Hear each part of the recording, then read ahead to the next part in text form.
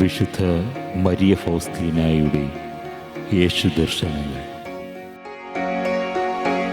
Christmas സായാഹ്നം. ഇന്ന് ദൈവമാതാവുമായി ഞാൻ വളരെ അടുത്ത് ഐക്യപ്പെട്ടിരിക്കുന്നു. മാതാവിൻ്റെ ആന്തരിക വികാരങ്ങൾ ഞാൻ പങ്കുവച്ചു. സായാഹ്നത്തിൽ അപ്പം മുറിക്കൽ ശുശ്രൂഷയ്ക്ക് മുമ്പായി എൻ്റെ പ്രിയപ്പെട്ടവരോടൊപ്പം ആത്മീയമായി അപ്പം മുറിക്കാനായി ഞാൻ ചാപ്പലിൽ പ്രവേശിച്ചു. ദൈവമാതാവിനോട് അവർക്കായി ഞാൻ കൃപകൾ യാചിച്ചു. എൻ്റെ ആത്മാവ് ദൈവത്തിൽ പൂർണ്ണമായും നിമഗ്നമായിരുന്നു. രാത്രി കുർബാനയുടെ സമയത്ത് തിരുവോസ്തിയിൽ ഞാൻ ഉണ്ണിയേശുവിനെ കണ്ടു. എൻ്റെ അരൂപി അവനിൽ ലയിച്ചുപോയി. അവിടുന്ന് ഒരു ചെറിയ കുഞ്ഞായിരുന്നെങ്കിലും അവിടുത്തെ പ്രഭാവം എൻ്റെ ആത്മാവിൽ തുളച്ചു കയറി. ദൈവത്തിൻ്റെ ഈ സ്വയം ചെറുതാകലിൻ്റെ അഗ്രാഹ്യമായ ഈ ശൂന്യവൽക്കരണത്തിൻ്റെ രഹസ്യം എൻ്റെ അസ്തിത്വത്തിൻ്റെ ആഴങ്ങളിലേക്ക് കടന്നുവന്നു.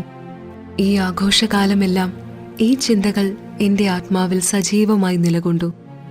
ഓ, ദൈവത്തിൻ്റെ ഭാഗത്തു നിന്ന് ഇപ്രകാരമുള്ള ചെറുതാകൽ നമുക്കൊരിക്കലും മനസ്സിലാക്കാൻ സാധിക്കുകയില്ല, കൂടുതൽ അതേപ്പറ്റി ധ്യാനിക്കുമ്പോൾ.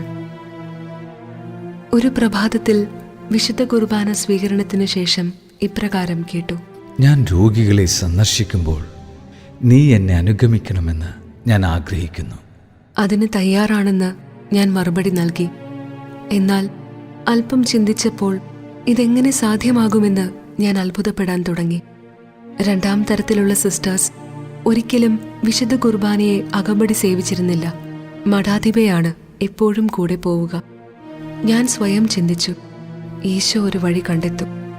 കുറച്ചു കഴിഞ്ഞപ്പോൾ മദർ റാഫേൽ എന്നെ വിളിപ്പിച്ച് എന്നോട് പറഞ്ഞു: സിസ്റ്റർ, വൈദികൻ രോഗികളെ സന്ദർശിക്കുമ്പോൾ സിസ്റ്റർ ഈശോനാഥന് അകമ്പടി പോകണം. എന്റെ പരിശീലനകാലം മുഴുവനും കർത്താവിന് അകമ്പടിയായി ഞാൻ വിളക്കുപിടിച്ചു.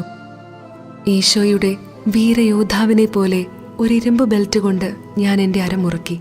ഒരു രാജാവിനെ സാധാരണ വേഷത്തിൽ അകമ്പടി സേവിക്കുന്നത് ഉചിതമല്ലല്ലോ. ഈ പ്രായശ്ചിത്ത പ്രവൃത്തി രോഗികൾക്കായി കാഴ്ചവെച്ചു. തിരുമണിക്കൂർ. ഈ മണിക്കൂറിൽ കർത്താവിൻ്റെ പീഡാനുഭവത്തെപ്പറ്റി ധ്യാനിക്കാൻ ശ്രമിച്ചു. എൻ്റെ ആത്മാവ് ആനന്ദത്താൽ നിറഞ്ഞിരുന്നു. പെട്ടെന്ന് ഞാൻ ഉണ്ണിയേശുവിനെ കണ്ടു. അവിടുത്തെ പ്രഭാവം എന്നെ ചൂഴ്ന്നിറങ്ങിയതിനാൽ ഞാൻ പറഞ്ഞു: ഈശോയെ, അങ്ങ് വളരെ ചെറുതാണെങ്കിലും എൻ്റെ കർത്താവും സ്രഷ്ടാവുമാണെന്ന് ഞാൻ അറിയുന്നു. ഈശോ എന്നോട് മറുപടി പറഞ്ഞു: ഞാൻ അങ്ങനെ തന്നെയാണ്. നിന്നെ എളിമയും ലാളിത്യവും പഠിപ്പിക്കാൻ ഒരു പൈതലായി ഞാൻ നിന്റെ കൂടെ വരുന്നു. എൻ്റെ എല്ലാ സഹനങ്ങളും ബുദ്ധിമുട്ടുകളും ശേഖരിച്ച് ഒരു പൂച്ചുണ്ടാക്കി നിത്യവ്രതവാഗ്ദാനത്തിൻ്റെ ദിവസം ഈശോയ്ക്ക് സമ്മാനിച്ചു. എൻ്റെ പ്രതിശ്രുതവരനോടുള്ള സ്നേഹത്തിൻ്റെ അടയാളമായി കരുതുമ്പോൾ ഒന്നും തന്നെ എനിക്ക് പ്രയാസമുള്ളതായി തോന്നിയില്ല.